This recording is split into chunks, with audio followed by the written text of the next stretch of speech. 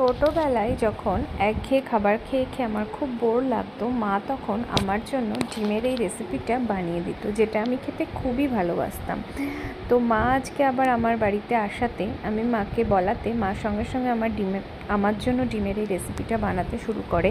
আর ডিম খেতে আমার খুবই ভালো লাগে। তো এই ডিমের এই রেসিপিটা বানানো কোনোই ঝামেলা নেই। ডিমের এই রেসিপিটা বানানোর জন্য ডিমটা প্রথমে সেদ্ধ করে একটু লাল লাল করে ভেজে নিতে হবে।